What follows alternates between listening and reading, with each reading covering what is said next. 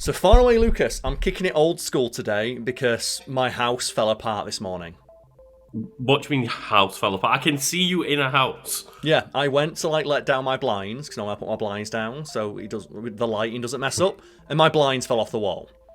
Oh, okay. So I put up the green screen, we're kicking it old school, let's move on and talk about one of my favourite comfort films, A Knight's Tale. Well, the Pope may be French, but Jesus is English. You're on. So far away, Lucas, what is your familiarity with the film A Knight's Tale, which, as mentioned in the intro, is one of my favourite comfort movies. Like, whenever I'm in a bad mood, like when my house is falling apart, I'll watch me some A Knight's Tale. How about yourself?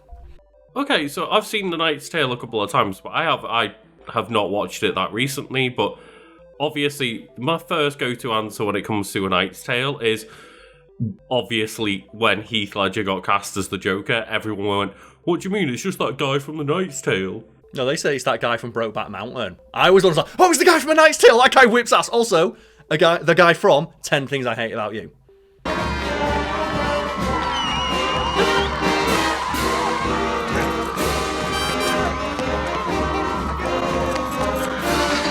Like, just three really solid movies that, yeah, none of them really suggested his ability to play the Joker, but just showed his range. Yeah, that's the thing about Heath Ledger. He had fantastic range. And the fact that he could go from, as it mentions here, A Knight's Tale, a 2001 American medieval action comedy film. That's a pretty specific genre, and he does very well in it. And then also, as well, he's in 10 Things I Hate About You. One of my personal favourite romantic comedies, because, like all the best romantic comedies, it's based on a Shakespeare play. Is it romantic? Is it one of those 2000s comedies where they label it as a rom-com, but actually it's like a horrible premise? No, it's actually a good one, because I said it's based on a Shakespeare play, specifically Taming of the Shrew. Just a minor encounter with the Shrew. It's your girlfriend's sister. Wait, that's Bianca's sister? The mewling, Rampalian wretch herself. Yeah, I remember liking that one back in the day. Again, that's just a movie I haven't watched in a long time, and going back to most of those rom-coms, it's like, ooh. Yeah. Probably the most problematic element is Joseph Gordon-Levitt's character, who's like, I need to trick a girl into dating me. Whereas Heath Ledger's character is like, it's just him and the bad girl getting on. He's the bad boy, she's the bad girl. Just like in Taming of the Shrew, it's the side character story ends up being way, way, way more interesting. Hi. How you doing? Listen. Hi.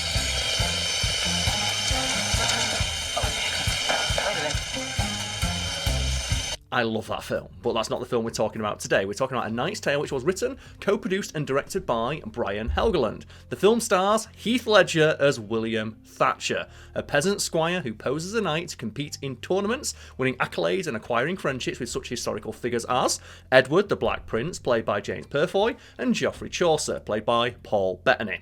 And something about this film that's like, obviously I watch it a lot, but people who like maybe are familiar with it but haven't rewatched it in a while go, wait, this film has a stacked cast. Yeah, but just like a lot of them were relative unknowns at the time. And I should clarify that. None of the people in this film are like blockbuster stars. They're not the people leading films, but they are solid working actors with an incredible body of work beneath them. Petruchio is a wandering, travelling, drinking, shouting hobo bohemian aristocrat. The character was on the page, and it's something I immediately responded to. Speaking of sitting in a recording booth and doing all their lines, Paul Bettany, best known for playing Vision. And he plays Geoffrey Chaucer in this, and he's got one of the best intros of any character in any movie where he's just walking down the road, start bollock naked. And it's like, what are you doing? He's like, I'm trudging. You know what trudging is? It's like, no. You know, trudging? To trudge? To trudge, the slow, weary, depressing yet determined walk of a man who has nothing left in his life except the impulse to simply soldier on. Well, it means I'm walking with purpose and otherwise dignified. It's like, mate, your balls are out. Paul Bettany obviously nowadays plays Vision, but I still remember just talking about the fact that, he thought he got away like a fucking pirate when he just came in, recorded a few lines for Jarvis, and got paid like hundreds of thousands of dollars. Yes, and speaking of made off like a pirate, the film also stars Alan Tudyk, a.k.a. AKA, he's like, is it Jeff the Pirate from like Dodgeball? Steve the Pirate? Steve the Pirate, Alan Tudyk. Also, he's got other roles as well, but we talked about Dodgeball on a previous episode, so that's the first role that came to mind. Gar, matey, where are you headed? Peter. You are not a pirate. Yeah, just Alan Tudyk, Mr. Disney voice man. And we'll get to a cast in a moment, but first, Lucas, the rest of the intro. Its 14th century story is intentionally anachronistic with many modern pop culture references and a soundtrack featuring largely 1970s rock music. The film takes its name from Chaucer's story, The Knight's Tale, part of the Canterbury Tales, and also draws several plot points from Chaucer's work. And that's the thing that they hint out throughout the film, is that Geoffrey Chaucer is just detailing Heath Ledger's adventures, and then that became his story. But do you remember, Lucas, the name of Heath Ledger's character? Because it's very specific. You did mention it earlier, and it sent shivers down my spine because I'm sitting here in Liverpool and you said the words Thatcher. Mm-hmm. It's William Thatcher, but what's the name that he assumes when he's pretending to be a knight? Ooh, I don't remember that one. Yes, his name that he assumes is Ulrich von Liechtenstein. And in the film, it's suggested that he comes up with that name off the cuff. Like, it's just a name that Ledger's character makes up on the spot. Well, I am Sir Ulrich von Liechtenstein from Gelderland. Did you know Ulrich von Liechtenstein was a real fucking dude? They never mentioned that Ulrich von Liechtenstein was a real guy who was really a knight and also competed in jousting tournaments. Which seems like an oddly specific detail to be a coincidence, right? That there was a real guy with the very specific made-up name Ledger's character assumes who lived a very similar life. Yeah, it's not one of those names that just happened by coincidence, right? Of like, it's not John Smith, it's Ulrich von Liechtenstein. That's not... At least over in England, that's not a very common name. It's not, no. It's like, and I said, Ulrich von Liechtenstein was a real guy who really existed and really just rocked about winning jousts. And he led a very interesting life, the details of which are largely gleaned from his own self-published autobiography, titled In the Pursuit of Ladies, which he wrote just to detail all the ways he kicked ass while attempting to plough his way through mid-century England. He wrote just a fucking sex diary, basically. Yep. He did indeed. And similar to Heath Ledger's character in the film, he is, throughout his own autobiography, admits to being obsessed with one particular lady who spurns his affections, which is why I think production must have been aware of this guy, but have just never referenced him in any of the interviews I'm aware of, because he's so obscure they thought either no one's going to give a shit or no one's going to notice. I noticed. But yeah, you're all right. I've never heard anyone, and it's not as if I'm sitting here having conversations about A Knight's Tale every week, but I am. But like, I've never heard anyone mention that dude was real. Yeah, it seems like something that was made up for the film. Like I said, even Heath Ledger's character, when they're asking him his name, when he's like, "Oh, I've got to give a fake name," he's like, Ulrich von Liechtenstein from Gelderland. Which I love because that leads to one of the anachronistic moments mentioned in the intro later in the film, where people start cheering for Gelderland with the same intonation and cadence as people at a football match sing for England, right? And they're like, Gelderland, Gelderland, Gelderland. It's like, oh, that's how football people sing at football matches in England. That's how it all started, Karl, back That's how in the day. It all started with Gelderland. He's blonde! He's pissed! He'll see you in the list! Liechtenstein! Liechtenstein! He's blonde! He's tan! He comes from Gelderland! He comes from Gelderland! Gelderland! Gelderland! And before we move on to the cast, Lucas, do you have a favourite moment I could put a clip in of? Because mine, speaking of the anachronistic moments in the film, is where all the main guys are sat in a pub having a very modern argument with some French dudes about whose team's best. And the French try and goad the English into making a bet by saying oh, you English cannot handle that French wine. Also, you know that the Pope is French. And Mark Addy's character stands up and goes, right, that's it. The Pope might be French, but Jesus is English. It's just his delivery, like, Jesus is English. Is so good. But do you have a favourite moment from the film? Well, the Pope may be French, but Jesus is English. You're on. Unfortunately, I can't pick out specific moments from this movie because it's been that long. Like, I didn't know we were going to be talking about Knight's Tale today. I've not prepped, but I sprung it on you, yeah.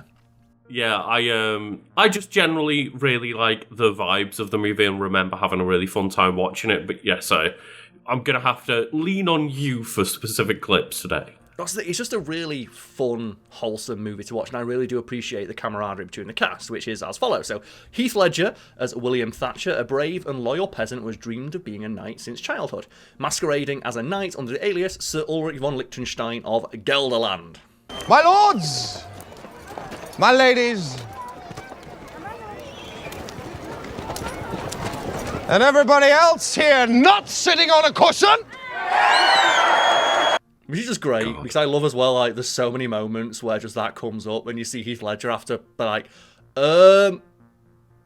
yeah, Gelderland's kind of weird, I don't want to talk about it that much. And, like, they even joke about it. Like, these like, knights from these weird-ass territories we've never heard of, they're no better than peasants. And it's like, little do you know. At least peasant is better than you. It's not in me to withdraw. Nor me. Well, it happens. Yes, it does. Good luck with the tournament. And you also. Rufus Sewell as Count Adhemar of Anjou, a wealthy, battle-hardened knight. William offends Adhemar by intruding upon a conversation between Adhemar and Jocelyn, leading to their rivalry and antagonism. Adhemar believes that Sir Ulrich, William, would be a lesser knight, not worth more than a peasant, and starts taunting William in front of the public. And that's how you have like his great literal downfall, where William just puts him on his arse. It's like, you have been weighed, you have been measured, and you have been found wanting. And it's possibly one of like the most badass scenes in like any movie. And it's where like, you know, he breaks his arm in the joust. And it's like, you can't continue, William. You can't continue. He's like, no, I will. And he straps the spear, the lance to his arm, takes off his helmet and his armor, and charges at fucking Adhemar, just without armor, and screams his fucking name. He's like, William! And takes him out. It's great.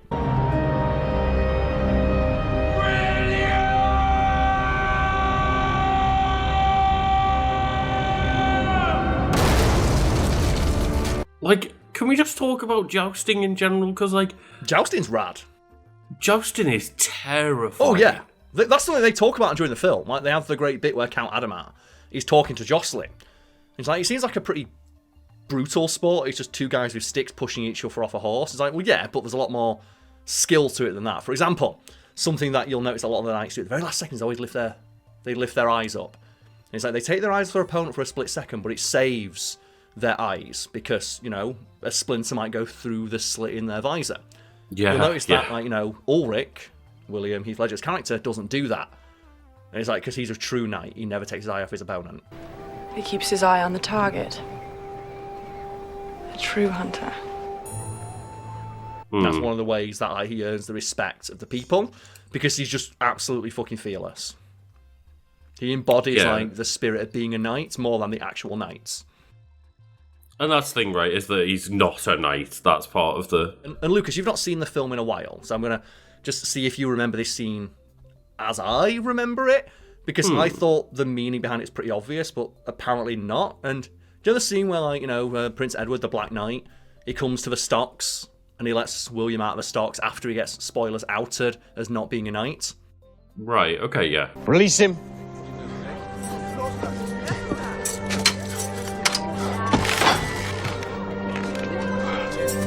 And he stands there and he says, I've got my personal like scholars to look into William's backstory.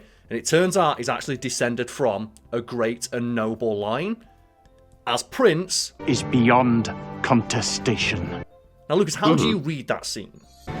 If I may repay the kindness you once showed me. Take a knee. Do you read it as like that William is actually descended from a knight, or that the Prince, who it's established throughout the film, respects him because he competes with him as an equal, you know, just man to man? Through? I'm through. But, I've never not finished before. I wish to keep my honor intact.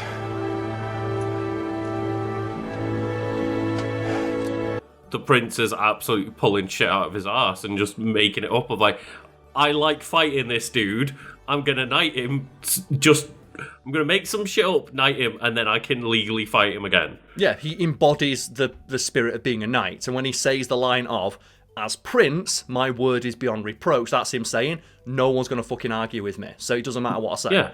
Like, don't look into it, shut the fuck up, I made my decision. But apparently people read that scene as, oh, it undoes his character, because it turns out he's actually secretly descended from a noble line, so the story about him being a peasant who becomes a knight doesn't make sense. Like, but he's not descended from a knight. Like, that's pretty obviously the prince is just making shit up, like, because he respects him as a man.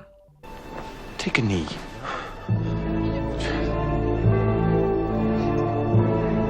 That's definitely how I would read that, for sure. It's like, it...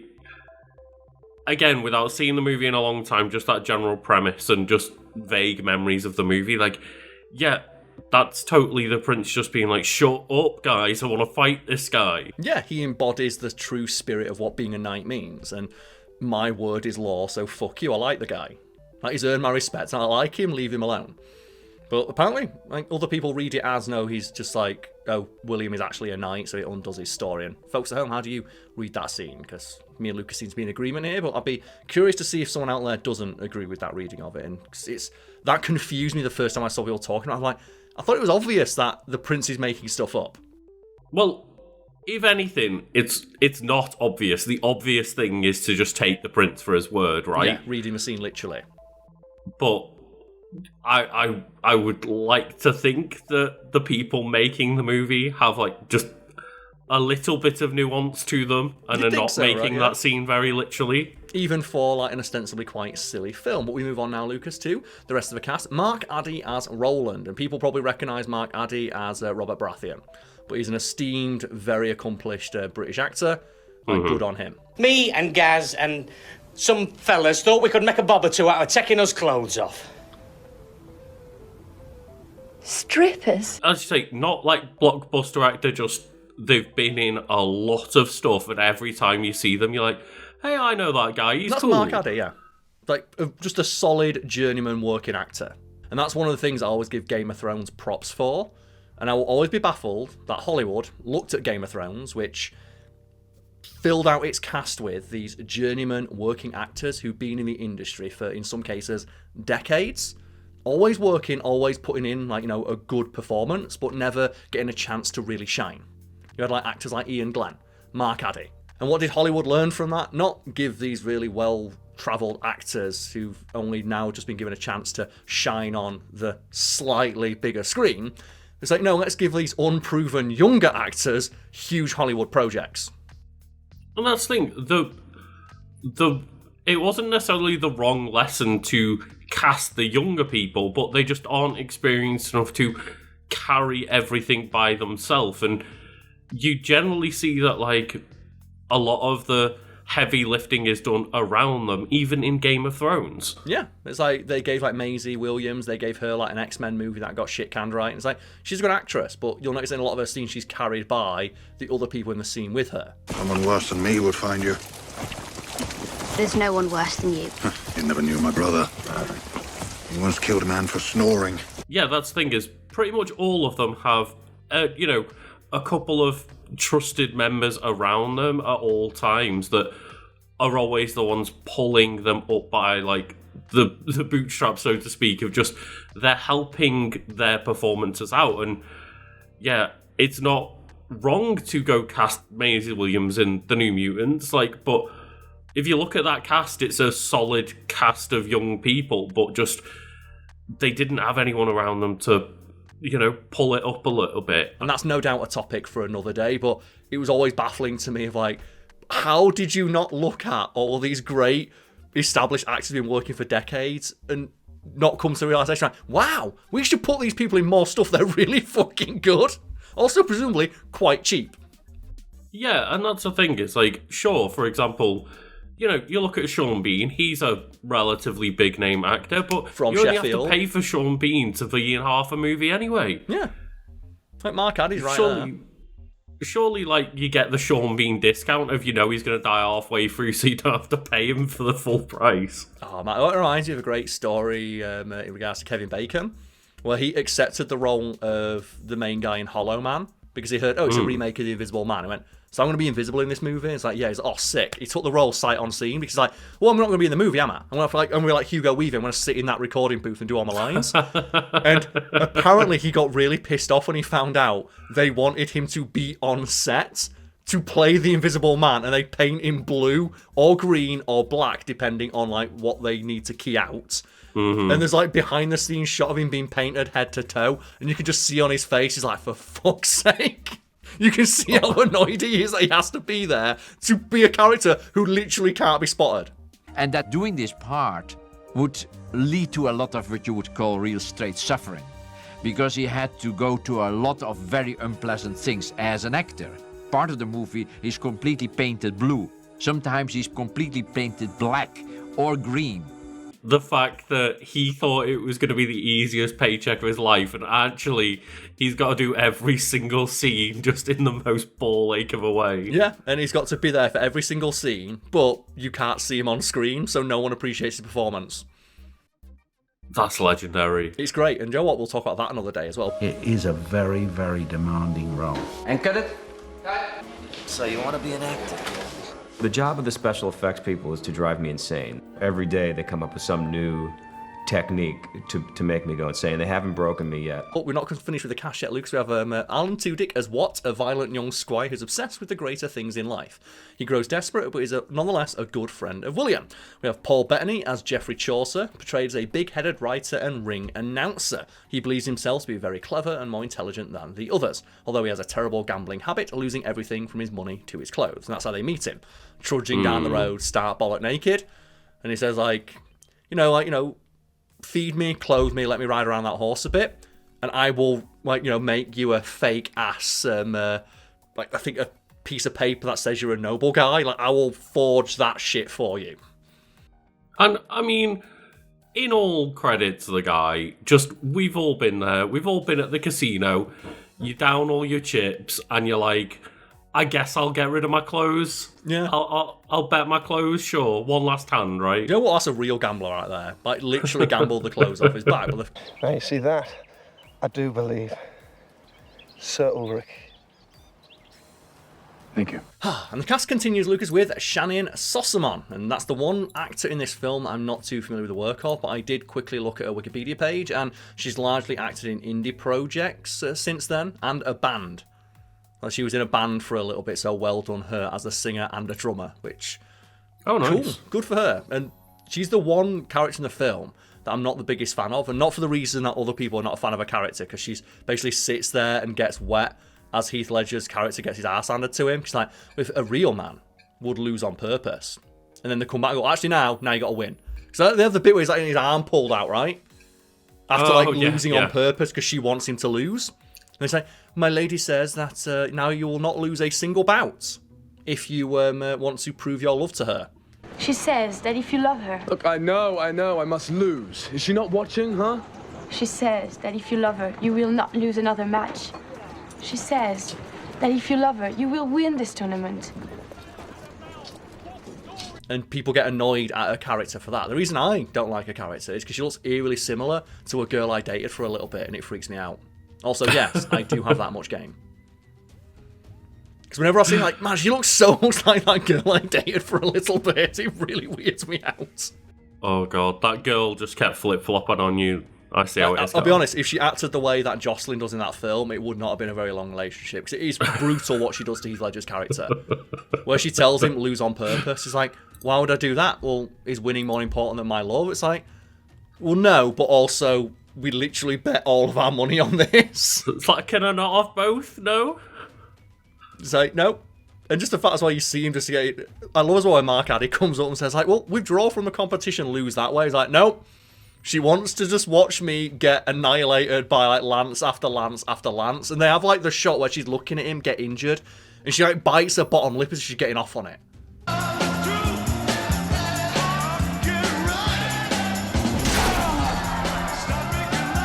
She just wanted to see him get hit by many, many rods, Karl. She did. And Joe, I mentioned like Ulrich von Liechtenstein, the guy in real life earlier.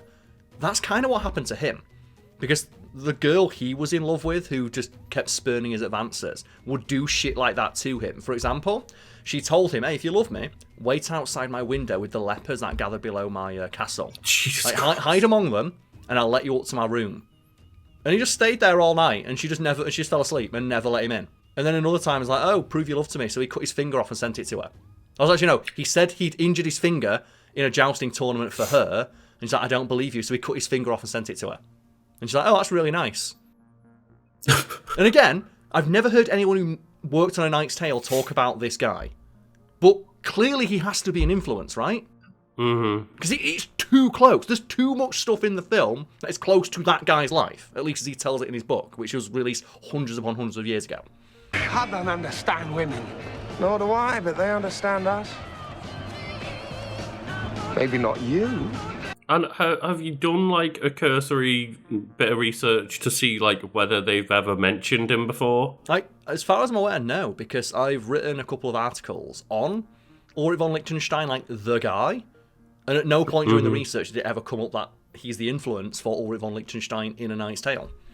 Because it's not a very popular film, so I don't think people have talked about it that much. But we're not finished with the cast yet, Lucas. We also have Laura Fraser as Kate, and she's the widowed blacksmith who helps William and designs his super cool armor with like the Nike swooshes on it. Did they say I couldn't do it because I'm a woman? No, they said you were great with horseshoes, but shite with armor. The fact that you're a woman wasn't even mentioned.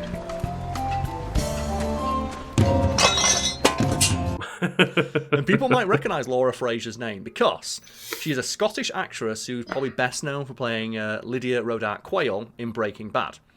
And in A Knight's Tale, she speaks with a native Scottish accent. In Breaking Bad, she doesn't. Where are we going with this, Lydia? No specific. I'm just pointing out facts. These men, your men, yours and Gus's, these men were on the payroll. Very publicly, they trace back to Poyas. And the laundry, they trace back to Madrigal, and they're going to get picked up by the police. And when they do, when they get picked up and threatened with prosecution, and there's only one way out for them, they're going to... And I'm not saying all of them, okay? All it's going to take is 2 or 3. And she's one of many examples of an actor/actress who is able to affect such a convincing American accent. Americans don't actually know where they're from. Yeah, I just Googled them and know that character from Breaking Bad, and I would have never guessed that they're Scottish. Yeah, and she speaks with a native Scottish accent in A Knight's Tale, and there's loads of like little great moments I want to single out that I have noticed over the many years of rewatching it that maybe people didn't when they first watched it, and I would invite people to go out there and rewatch it again to keep an eye out for some of these details. For example, about halfway through the film, you have like William attend the ball, and that's where Jocelyn's like, "Oh, what colour is your tunic?" What? Well, my lady would like to know what colour your tunic is so she can dress to match. And they just look around, and oddly enough, with a green screen behind me, they spot some green curtains. And he goes, "Green." And Mark Addy makes him a tunic out of green. Oh, this is a disaster. Oh, it'll tunic up quite nicely. Give us your dagger, what? That's not a disaster, Roland. I don't know how to dance. Something you might not have noticed, but I invite people to go back and look out for, is that green then becomes like Ulrich von Liechtenstein's colour. And you'll notice that in crowd scenes, as the film progresses, more and more people start waving around green flags and wearing green, almost like a football team would, or fans of a football team. Yeah, and, like team colours, yeah. Yeah, and it's to the point where, like, Laura Fraser's character, Kate, starts putting green highlights in her hair. And they never mention it, but you'll notice that the members of his team also start wearing green. To the point where she's dyeing her hair with a green sheen to it. As, because they're a team now. But they never comment on it, but that becomes his colour. I like it. And now to finish it. With hope. That's pretty cool, yeah. And I do like that, the idea of just, shit, what do? We need an idea to, like, make something up, and you just look around the room and see the first thing next to you. It's like, yeah, green, that'll do. Then you have, like, the great scene after that where, like, Count Adamar is like, "Show us a dance of Gelderland." It's like, "Yes, we would like to hear a dance of Gelderland." And he thinks he's got, like, Heath Ledger's number. He's like, he's going to make a fool of himself, not being able to dance. Why don't you show us all a dance of your country? Show us a dance of Gelderland. Oh. Yes, Gelderland. And then, like, he just dances with Jocelyn, and then they play, like, modern pop music, and they start dancing to it. But you have, like, the entire dance hall just, like, break out. It's, like, this super funky dance. And you just have this great shot of Count Adamar's face and going, like, for fuck's sake, that really backfired on me. Look at that sky, life's begun. Nights are warm and the days are young. Yeah, it is one of those movies where just... It's similar, maybe, to another movie that came out similar time, of, like, Shrek, where it's very fantasy setting and medieval times, but constant, like, pop culture references and stuff. Of course, yeah. And there is a great interview with the director about that when the film was released. Apparently, a bunch of, like, historians got really mad, because it is loosely inspired by some historical events, notably like Geoffrey Chaucer and the Canterbury Tales, and specifically A Knight's Tale within that. And supposedly the film is supposed to be, there's this 6-month gap in Geoffrey Chaucer's life that historians don't know what he got up to. So the film's director's like, well, maybe this is what he did. Maybe this is what he did, maybe this is what inspired, because he was gone for 6 months, and then he came back and he wrote A Knight's Tale. This is like our proposed version of what he got up to. I really like that. It's similar to an episode of Doctor Who where basically they talk about like the like, is it the 13th play of Shakespeare that never got released or whatever, the Lost Play. And the idea is that the Lost Play is from when he encountered Doctor Who. And I was like, I really like that kind of vibe, yeah. And the film is partially inspired by actual historical events, but there's a lot of liberty taken with them. And according to the director, like, historians were really annoyed, and in particular they were annoyed about the anachronistic elements, like the music. Like, for example, when they play like We Will Rock You, or you have people at jousting tournaments screaming and shouting like a football match. And one of them sent the director a letter of like, well, I think a orchestral soundtrack would have been more fitting for the time period the film is supposedly based in. And the director just sent them back a letter saying orchestras didn't exist when the film was set, which would have been just as anachronistic. Right? And it's like, but they did look into it and said, well, jousting matches, it was like the Roman Colosseum. These were the equivalent of football matches today. It's where people went, they got rowdy, they got pissed, they had favourite teams, they had favourite players. We just wanted to create a historic analogue that people would recognise today. And we thought football team, and that's why we have like the elements that you would see at a football match. Like you have like people shouting, people chanting, people cheering. You have favourite players. You have colour schemes. You have people in the audience like selling food, wearing shirts, and like, you know, celebrating their favourite player. People betting on the matches. Yeah, and like it would have been interesting if this was a more like American movie, right? Where clearly they would have made reference to like medieval times and stuff, like probably, yeah, the event that people go to. But I don't know if you ever went to the theme park Camelot, because like I remember as a kid, it's like in Lancashire or something. I remember as a kid going there for like a couple of times for like school trips and stuff. Of like, we're gonna go to Camelot, and you watch the jousting show, and it's all like run down as fuck. It was even when I was a kid, it was run down as fuck, and it's like, oh god. But yeah, I did go to a few events similar to that, like where I used to live, where I grew up. Pontefract has Pontefract Castle, very small town, not really known for much beyond having like a Haribo factory there, like Bertie Bassett's like got a holiday home there or something. And they would have at the Pontefract Castle like a historical day where they bring in like historical reenactors. There wasn't much there, so you didn't have like guys on horseback jousting, but you'd have people in like full armour. You could try on the armour, try on a helmet. You could like play around with a longbow, like a wooden sword, that sort of thing. And you did mention like medieval times in America, and I do think there's another film that's similar to A Knight's Tale, and that's The Black Knight, starring Martin Lawrence, and it's where he works at a restaurant like that, falls into the water, and finds himself back in time. Of course. And then just it's him trying to adventure through like pseudo-historical Europe of like, yeah, I'm a knight from far away. These hands, I make fire! Wait, fire! We have fire. As long as you're not trying to specifically make it out that you're historically accurate or other. There's no reason why you're not allowed to just have fun with historical settings. It reminds me a little bit of when Gladiator came out and Ridley Scott got like a bunch of pissy letters from historians like, that's not actually how it went. I know it's not how it went, because how it went wasn't really film worthy. This story was. Yeah, like, just... It doesn't really matter. I'm trying to make a cool-ass movie, and guess what? I succeeded. Yeah, like, Russell Crowe wasn't there. I know that for sure. We all know Russell Crowe wasn't there. But in my story, Russell Crowe is there. And my story whips ass because Russell Crowe is fighting Joaquin Phoenix. Exactly. I was entertained, Karl. I was. Thank you, Gladiator. But we move on, Lucas, now to production. So it was filmed on location entirely in the Czech Republic. And there's an oft-repeated story about the extras in the film, who were all from the Czech Republic, didn't speak much English. And there's a purported moment in the film that was a genuine mistake that they either left in or folded into the actual film itself, and it's after Paul Bettany gives one of his like rousing speeches, no one in the crowd cheers. Yeah!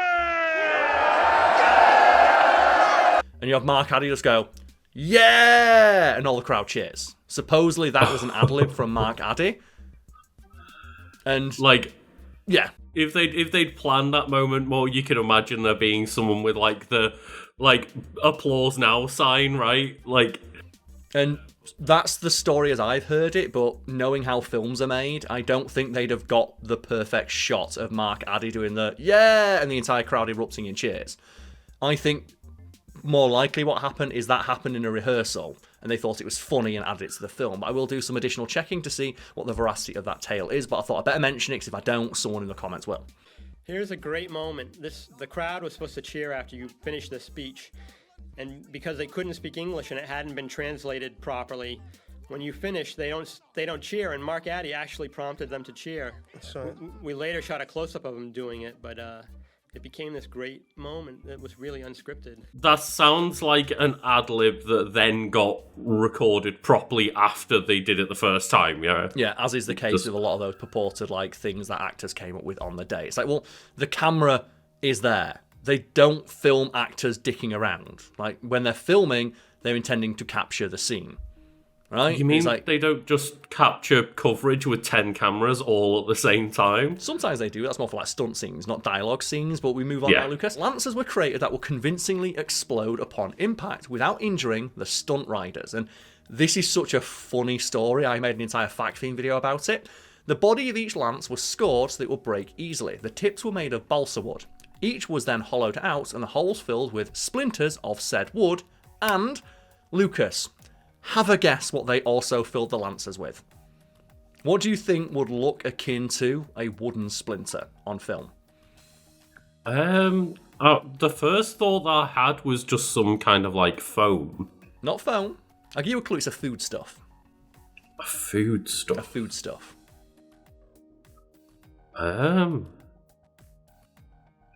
I really can't think. Pasta, maybe? Pasta, yeah. Uncut linguine.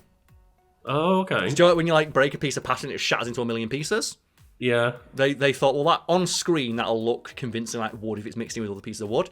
So all the lancers were hollowed out, filled with balsa wood splinters and linguine, so that when they crashed in, they just exploded in a really satisfying way. But yeah, all the lancers were filled with pasta.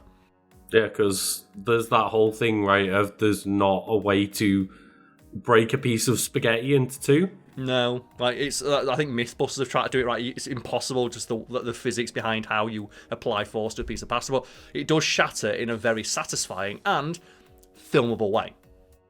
Yeah, it's like no matter what you do, there's always a little bit that breaks off into a third piece. Yeah, and that's what they talk about in the film, right? When there's like, oh, jousting is dangerous, and Adamar says, well, yeah, it is. People can and do die, but great care is taken to ensure that that doesn't happen. For example, all the lancers are coated with sugar glass, and they're designed to shatter on impact. Also, we're all wearing armour. Also, it is commonplace to aim for, the armoured shoulder plate. And, falling off a horse is bad, it fucking sucks, but great care is taken not to injure someone. That's what he takes advantage of later in the film, where he creates the special lance that's actually sharp with which to hit Heath Ledger, which results in him having to, ride without his armour, to prove that he is a real fucking knight. And I will say, as an actor, okay, I know that they've like made these special lances instead, but if you still said, okay, so what's this made out of? It's like, oh, hollowed out wood and wood splinters. I'd still be like, you're still hitting me and exploding wood everywhere. Well, it was dangerous, and that's why like most of the stunt riding was done by professional stunt riders and historical recreationists. They only use like Heath Ledger and the other actors when they absolutely needed them to either get like reaction shots of the helmet, for which they're not moving, or when they're sat on the horse or practicing at very slow pace.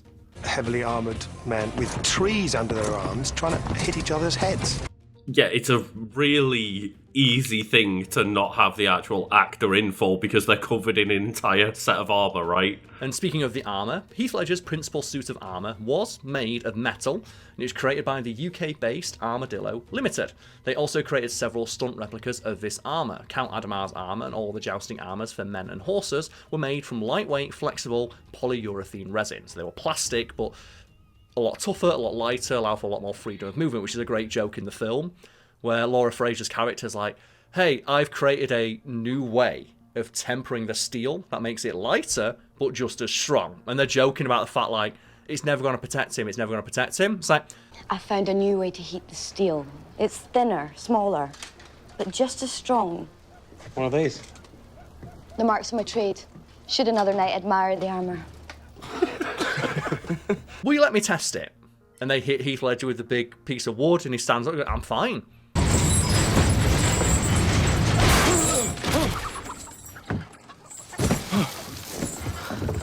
Are you all right, Will? I didn't feel a thing. And then you have that great shot in the next scene where he's walking to his horse, and all the other knights are making fun of him. Like, oh, that armor's terrible, that's never going to protect you. And he just effortlessly gets onto his horse without like a guy to help him, and all the other knights are there like, shit, we can't do that.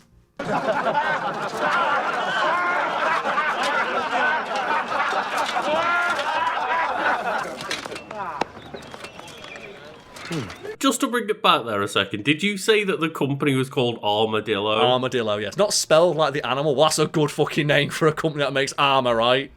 That's a fucking excellent name. Bravo. Armadillo Limited. That is so strong. Just like the armour they created for Heath Ledger's character. And yeah, there's not much more to say. It just has like the soundtrack, which is absolutely banging soundtrack. It includes We Will Rock You by Queen, Lowrider, by War, Taking Care of Business by Bachman Turner Overdrive, The Golden Years by David Bowie, Further Road by Eric Clapton, and more and more. My favourite one's just The Boys Are Back in Town. I love that bit, but we can't put clips of this in because music creators really don't like YouTubers putting in 5-second clips of their song, even when it's prefaced by you saying, hey, this song whips ass, go listen to it. No, man, I'm sure Queen will let us put in a clip of We Will Rock You, it's fine. No, they might let us put a clip in of like the first 5 seconds, because the first 5 seconds is people clapping. Now, I'm not sure if you can copyright clapping, although I bet music producers have tried. I'm sure that they have, like, those little claps in Friends. Are you telling me if we put them in that we're not getting copyright struck? Do you know what? Let's find out. Lucas, I could talk about this film all day. I've no doubt mentioned several other films I would love to talk about throughout the recording of this video. And if anyone out there has any suggestions for things for us to talk about, or thinks, hey, you mentioned something, I'd like to hear you talk more about that, you can go to our Discord found below and just bug us about it there. Because I would love to talk about 10 things I hate about you. I love to talk about any of Heath Ledger's other roles, because, man, that guy's just, what a career. And, you know, people might think, like, we don't necessarily listen to suggestions, but every now and then I do like to go through them and just make a little note of a few to either bring up on random occasions or put into Patreon votes like I've recently done, but yes. Exactly, yeah. I mean, we love like hearing suggestions from fans. It's just that me and you have very distinct personalities, so the personalities of our fans aren't always going to align with our own. Yeah, it's one of those of when a lot of the suggestions are just stuff that neither of us have heard of. That wouldn't make for a very fun discussion. No. And the goal here is to have a fun discussion. And guess to end this fun discussion, Lucas, I'm just going to tell you that the cinematographer for this film is called Richard Greatorex. But his name is spelled like Great Rex, which makes it like his name is Grady Rex. So it sounds like his name is Dick Grady Rex. It's like, that's a guy!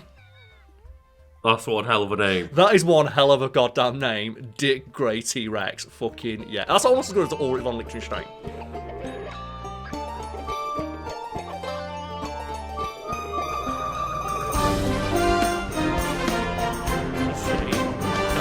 The shame.